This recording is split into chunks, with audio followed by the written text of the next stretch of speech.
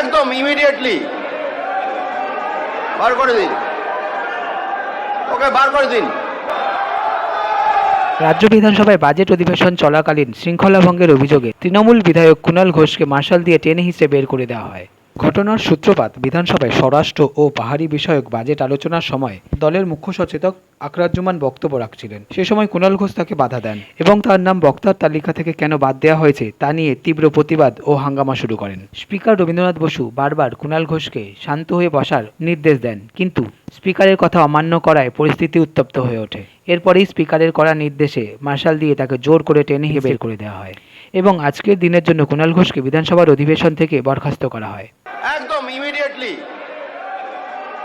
বার করে দিন, ওকে বার করে দিন। কোনো কথা শুনবে না।